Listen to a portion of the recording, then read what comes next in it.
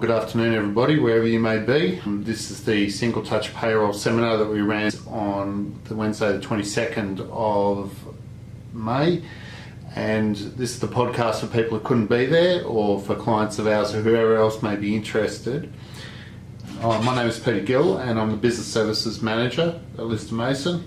I've been with the firm for about 4 years now, and we are looking at the new STP reporting that will become mandatory from 1 July 2019 for people with arm's length employees. So we're going to work through what single touch payroll is, how does single touch payroll work, what happens if you don't comply, small businesses and businesses that held what we call closely held employees, what to do if you make a mistake, and what you need to do now to get ready for STP. So let's jump right in and talk about what STP is. STP is the largest payroll reporting change in Australian history.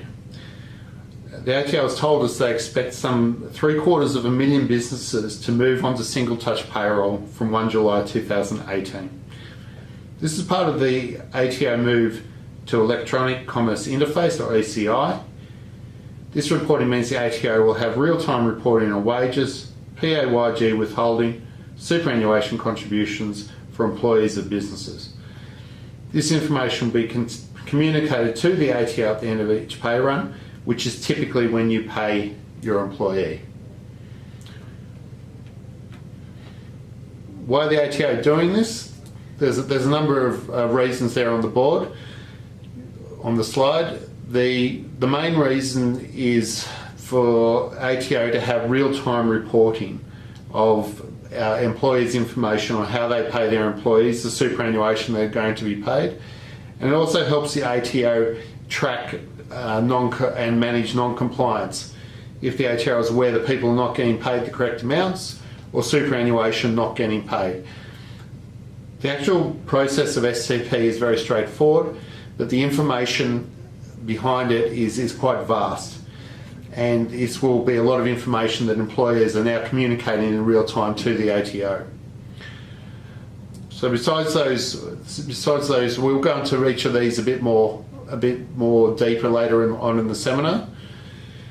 But if we just have a look at our current process for making a payment, we can see the current process is the employer processing their payroll, which is then paid to an employee, and the employee is paid wages, PAYG is remitted to the ATO, and superannuation is accrued or paid depending on your superannuation obligations. The payslip is provided to the employee. For super funds receive the superannuation contributions for the employee on a monthly or quarterly basis depending on your cycle, and this is done through Super Stream, which is then reported to the tax office. The ATO receive the PAYG withholding and PAYG instalments on a quarterly basis via the employer's BAS or AIS, depending on your reporting obligations. So that's the system as it stands at the moment. With STP, now at this stage, at each pay run, this information is going to be reported instantly to the ATO through this STP report. And that STP report will be generated by your software, and with a click of a button, this information will be sent to the ATO pretty much instantaneously. That way the ATO will know what obligations have been met and be able to data match the information with other reporting institutions, potentially banks, and superannuation funds are obvious ones. So the system doesn't change, but for each of us there's going to be different changes to what we do as employees, individuals and super funds. We'll start from employees, which most of you are probably today. Now, one of the major changes is that when you receive your BAS, whether it be quarterly or a instalment activity statement on a monthly basis, W1 and W2 fields will be pre-filled with the STP information that you have reported during the quarter. W1 is gross wages, W2 is PAYG withholding. So theoretically, when you get your BAS, this information will already be pre-filled on this BAS. The other side of that is that the payment summaries that we give our employees each year, formerly known as group certificates, will no longer need to be given to employees by employers. So there's no obligation to actually give your employees a payment summary or a group certificate. The digital employee sign-up process will also identify where there are inconsistencies between the employee information that you have on your payroll system and with the employee information that the ATO hold. This will lead to the ATO contacting employers if information does not agree between the information coming from STP with the ATO records. It also may mean that if the ATO detect that employers are not paying their superannuation on time or underpaying their superannuation, they may contact the employers about the superannuation and ask them to rectify this or to contact them as to why this isn't happening. For individuals that use the MyGov services, they will now have their information in the MyGov services with the tax return pre-populated for the salary and PAYG withholding is already populated in their tax returns. Again, if they go to a tax agent, the agent will also have access to this information, and it will also be able to identify where unpaid superannuation has been identified. If there is a case where the employee may not be receiving the correct superannuation, the ATO may contact the individuals about this. We're not sure exactly how this will work as yet. We believe that in the first instance, the ATO will be contacting employers, but if employers do not fix or change their superannuation that they're paying their employees, then we think the ATO will escalate it to actually contacting employees directly. For superannuation funds or super funds, the idea of single touch payroll will be able to identify where there's lost super, which is currently sitting at between 4 and 5 billion in Australia at the moment. With the information provided through single touch payroll, the ATO expects to be able to allocate this lost super without the employees doing a search for it. This will also lead to fewer superannuation accounts and the automatic allocation of lost super to account employees' choice. So if there is lost super, it's detected through the single touch payroll, the ATO will contact the employee and advise that super has been found and ask them to nominate where they want that super to go to. So this is part of what the ATO is trying to achieve by using single touch payroll to bring a compliance across the board and more tools, I suppose, at its disposal to use this information. Now, what happens if you don't comply? I've actually talked to some people in the city who have accountancy practice, and they told us that their businesses are not going to comply. But the advice we've received at the moment is that if you fail to comply with your STP and not lodge it when you pay your wages, the ATO is going to deny you a tax deduction in your company, trust or sole trader return for the wages that you have paid your employees. It's a fairly significant step for the ATO, as accountants we have to report the total wages paid. If it doesn't agree to your STP information, they may not actually they may actually allow a tax deduction for your wages that have been paid. Likewise, if your staff superannuation is paid late, It's not actually deductible to your business. Again, on your year-end tax return, whether it be company, trust or sole trader, if that information, we have to report that superannuation information, and if it's not consistent with the STP data and paid on the right time, the ATO can also deny you a tax deduction for the superannuation that was paid late. This is going to make it important to comply with this legislation to ensure that you get the correct tax deductions and you're able to actually claim a tax deduction when you lodge your year-end tax return.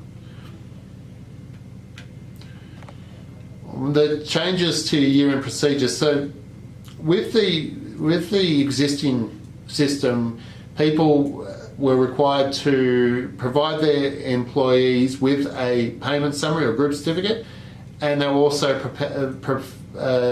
needed to provide a annual payment summary to be lodged with the ATO by the 28th of August. Under the new system, you'll make a finalisation declaration through your payroll by the 14th of July. So the date doesn't change. You normally had to give your group certificates to each of your employees by the 14th of July. Now we make a finalisation declaration as part of the STP reporting, which we believe will be a simple button within your software. That will still have to be done by the 14th of July. But it would also mean that the year-end payment summaries you normally give your staff are no longer required because this will be handled electronically.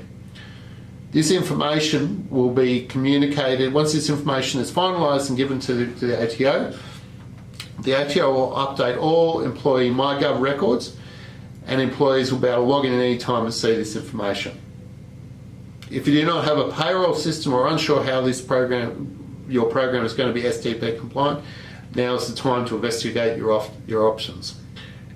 If you're a micro employer, and that is an employer who has 1 to 4 employees, you have a number of options available if you do not have current STP software. There are a number of low-cost, no-cost or low-cost payroll solutions which can be used to satisfy your STP software. There is accounting software that includes payroll that will calculate your wages, tax and super. Payroll software that calculate your wage, tax and super, which are reported to the ATO, and there's also an app which will be available. The ATO has published a list of providers who can offer STP compliant product for $10 a month, and I believe we had a welcome pack for those people who attended the seminar. We'll send this welcome pack in an email to you as part of this. At this stage, we recommend the Xero payroll package, which can be purchased for $10 a month. Why do we recommend this? We recommend this because Xero is becoming a very common software package that is getting used by many businesses. $10 a month is very competitive, and it also has loads of free training videos available at any time for anybody who wants to do it.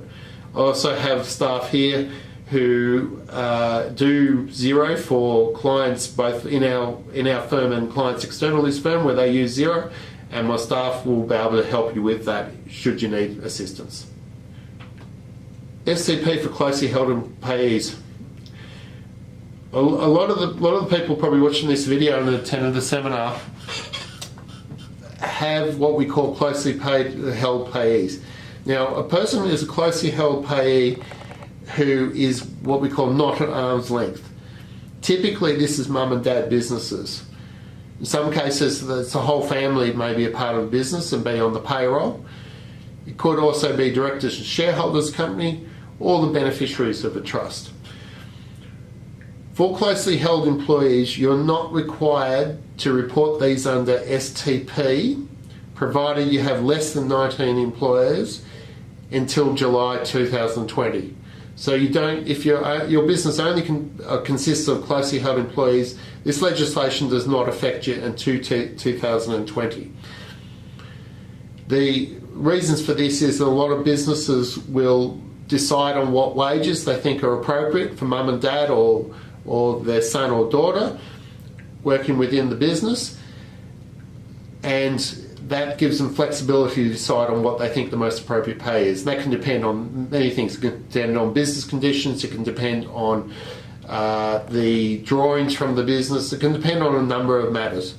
So those of you who've got closely held employees, you don't have to report. And you will, at this stage, our understanding is that you'll still be issued a group certificate or a payment summary, as they're now known, at the end of the reporting period.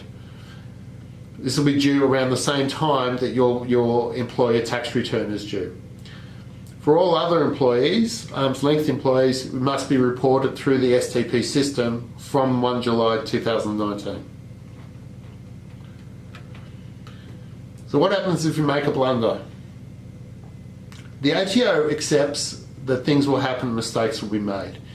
We have been advised by the ATO that in the first year, the ATO is going to go easy on compliance. If mistakes are detected or if you make a mistake, the ATO may contact you and try to rectify the situation quickly. If you make a mistake in a pay run, so if you pay 1 week and discover that there was a mistake and correct that pay run in the next period, in the next pay period, you are able to overwrite the previous STP data that's been advised to the ATO. So the year-to-date amounts will be reflected in the next pay run. So if you discover that you made an error, you need to correct the amount up or down in the next pay run. That will be reported via the next STP event, which should correct it. Should correct the one where the mistake was made. These changes, if you need to adjust the gross wages or the PAYG withholding, there may be superannuation or taxation implications that may result in terms of the amounts that you've reported. If this is the case, we recommend you contact us about the changes to update your STP data. So given that STP is only a month away, what do you need to do now?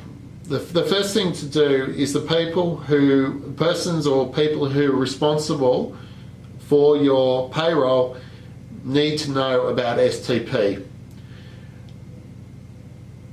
It's also another good time to ensure that your employee's pay is correct, super has been calculated and paid on time, and that the information that you hold about your employees is accurate. That includes addresses, tax file number, date of birth. Cleaning up these anomalies now in your payroll will provide for a smooth transition. What we've been advised that the ATO may reject your STP data transfer if the records with the ATO do not agree to your STP software. So before Single Touch Payroll starts on 1 July 2019, you should take the time to ensure you can answer the following. Is my payroll or accounting software STP compliant? Is my employee information up to date? Are my superannuation payments up to date?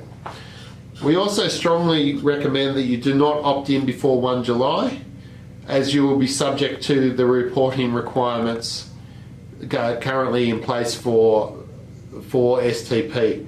We believe by delaying it till 1 July, it gives you a year of grace to get used to how the STP works and what the changes are going to be for your business. This is an example of opting in for STP through the Zero module. This is the Zero module. When you bring up your pay runs, it's going to ask you in this box if you wish to join STP, reporting with STP. And it's simply an opt-in button over on the right-hand side here. Once you're opted into STP, you cannot opt out. Once you're in the system, you're in the system, and you must report according to the new STP rules.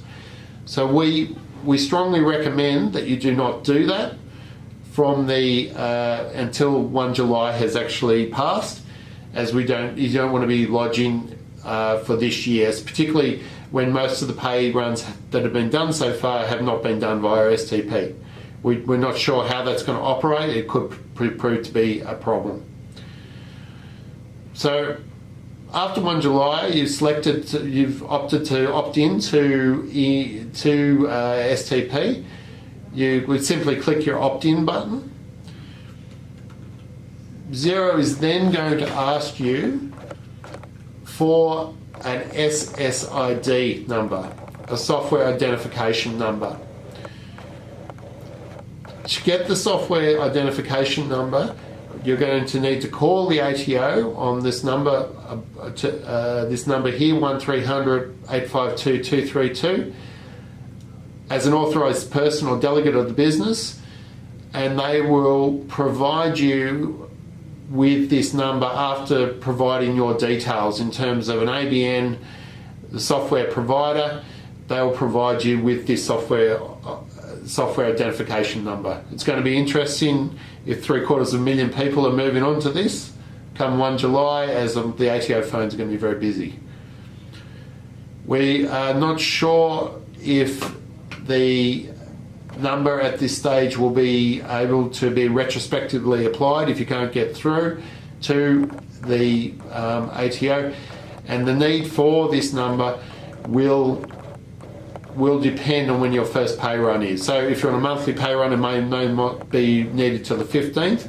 If your pay run is on the 1st of July, you're going to have to get on the phone early. Once registered for opting in for STP through Xero, the way to actually use the STP is very straightforward. Here we can see an example of a pay run for all the employees that are going to get paid on this pay run. And once the payroll is processed and you're happy with the figures, all you're going to do is simply click this file button. This file button is going to lodge the STP data with the ATO via the internet, so via the cloud, and that information, once filed, is going to update with the ATO. So the process of doing the payroll is not going to change very much, other than adding this extra push of a button at the end of the pay run. This is the Xero module. We don't have good information for MYOB, but MYOB we believe is going to look similar to this, with a declaration, and they have to tick a box, okay, to communicate the information to the ATO. We believe that's how it's going to look in MYOB, and there'll be some of you out there with other packages. It will look similar, and the process should be similar. We believe the initial stages, once you get used to paying STP, it will be a very straightforward process. We understand too that the Xero and probably other programs will set a reminder that if you haven't clicked the button to communicate the STP data, that a reminder will flash up asking you to do it. That's to avoid non-lodgement of your STP. So we had some questions. So we'll just work through some of the more common ones. What software do you recommend and why? Well, we recommended for 4 employees or less, the Xero Payroll only. So that is just an add-on software, an app as some people call it. It's only $10 a month. That is to calculate your wages, super, and communicate it to the ATO. That's for people who really don't have a STP compliant payroll software as it is, or for people who are using only very, very small number of employees. For 5 or more employees, you have to move to a Xero standard subscription. It's difficult for me to give you a price on this because it depends on how many employees that you have. Can I opt in early? Again, we recommend strongly against opting in early, as once you've opted in, you won't opt out again. We recommend opting in after 1 July 2019. And what happens if you're an employee who does not have a TFN? This is an interesting question, as one of the people at the seminar has got a lot of young employees for her business, and they don't know what a TFN is. At this stage, ATO has recommended that you use the characters 1111111, as this informs the ATO the software has applied for an ATN. Once they have their TFN, you must update your payroll software. Does it affect businesses if their employees do not have a MyGov account? No, the onus is actually on the employees to have a MyGov account to be able to get their PAYG statement. If your employees go to a tax agent, the tax agent will have this information as well. Will I be able to manually input the data into the ATO system because our payroll system is not connected to the internet? Sadly, no. The ATO is not offering a data entry solution to this. You will need to use a software provider that offers you this service and send your data to the ATO on your behalf. We also had the question that we're closure over Christmas, the 3 pay weeks at once. Can we notify the ATO easily that all 3 pay weeks? Yes, you can report multiple pay runs. The information you send to the ATO will show the pays are for a future pay date. So just over that part of Christmas, or if somebody's going on leave, you can do a multiple pay run if need be. Another question we had is how will I know if there's a problem with my STP lodgement? If the STP is not successful with the ATO will let you know almost instantaneously. But this will depend on the software program you're using. If the lodgement is successful, but the ATO has queries about the data, they will contact you directly.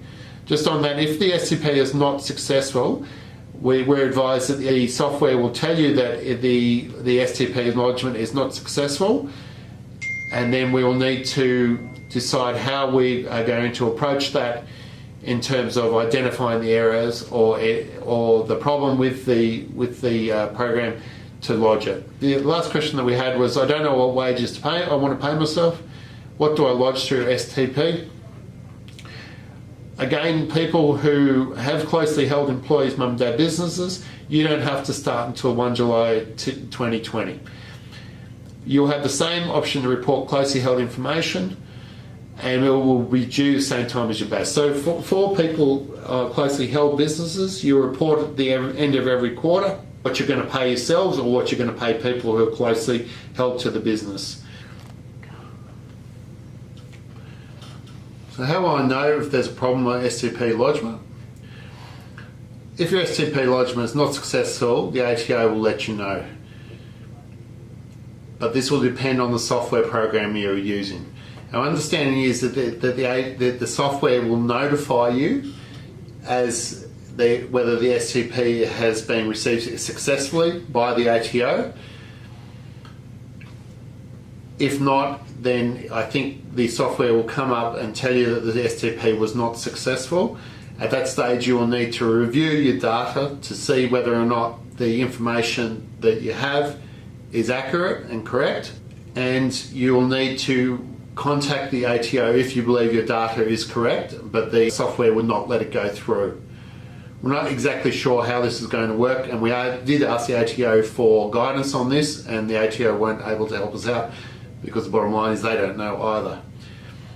If the lodgement is successful, but the ATO has queries, they will contact you directly. I don't know what wages I want to pay myself. What do I lodge through STP? Okay, again, if you're a closely held employee or you have closely held employees, this doesn't kick in until 1 July 2020. So have a year of where you don't have to comply. From July 2020, you'll have the option of reporting the closely held information for those employees who are closely held, and it'll be the same time as your BAS, which is generally on a quarterly basis. So if you're unsure what wages you would like to pay your closely held employees, you can use one of the following methods.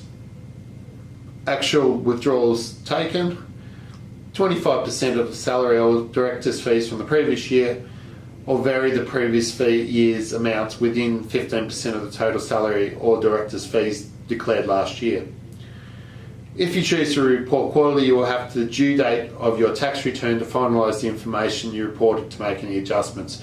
In other words, the ATO are going to be very flexible with closely held employees, and there's a lot of room for adjustment there which is great for mum and dad businesses, as sometimes people will forego their wage or drawing for cash flow issues, or they may choose various salary levels for staff, for closely held staff, depending on business conditions. Okay, well that's pretty much it for today. I hope you got something out of it, and we are here to help you. Contact details will be provided, but in the first instance, I recommend you contact Renee Larson or Patricia Glenn of our office as my two STP experts. And we hope to make this as smooth a transition as possible, and don't hesitate to call us if you've got any queries. So thank you, and please contact me should you have any direct queries about the presentation.